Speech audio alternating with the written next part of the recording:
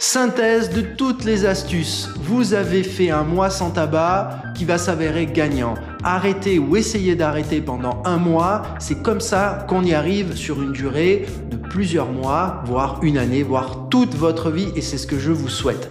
On a vu les changements de comportement, les changements d'habitude. Donc vous avez mis en place de repousser les premières cigarettes, le carnet de suivi, vous avez mis ça en place en réduisant également la consommation d'alcool, et bravo, vous avez compris et essayé de gérer ce qu'on appelle le craving, cette compulsion de consommation qui s'impose à vous, gérer aussi les cravings de sucré ou les cravings d'autres types de consommation, je veux parler évidemment de l'alcool.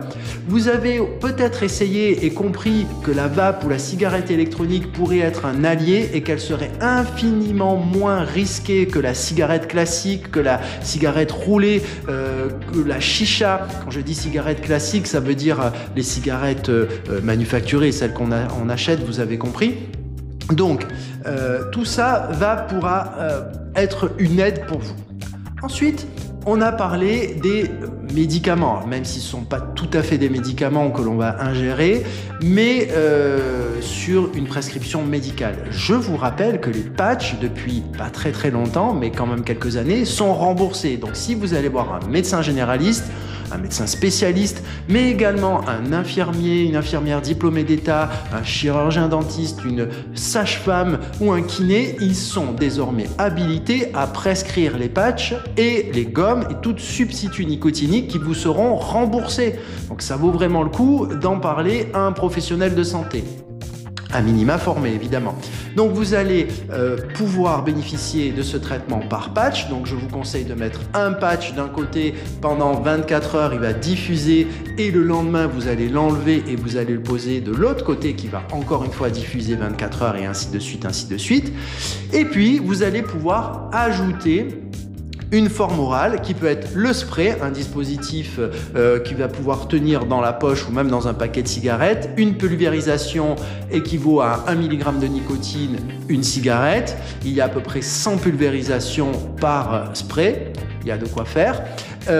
Et puis les gommes ou les pastilles. Alors la gomme, on la mâche à l'allure où on tire sur la cigarette. Donc on mâche, ça va libérer de la nicotine. Essayez de pas trop avaler la salive qui sera chargée en nicotine parce que ça peut faire des pesanteurs gastriques. Et surtout, ce sera inefficace parce que je vous rappelle que la nicotine, c'est dans le cerveau qu'il faut qu'elle aille pour saturer les récepteurs en nicotine, comme le fait la cigarette ou comme le faisait la cigarette puisque vous êtes des futurs ex-fumeurs. Et puis la gomme, elle va faire son effet. On peut en prendre 5, 10, des fois 15 par jour. C'est pas très embêtant. La pastille, pareil, on peut en prendre 10, 15 par jour. Il y a différents dosages, 1,5 mg, 2,5 mg, jusqu'à 4 mg. Ça plus l'apport nicotinique du patch, vous allez avoir l'équivalent de ce qu'a apporté vos cigarettes. Vos cigarettes, 20 cigarettes équivaut à peu près à 25 mg de nicotine. Donc voilà, il faut à peu près faire le calcul pour qu'on tombe à peu près juste, mais il n'y a pas vraiment de science exacte là-dedans.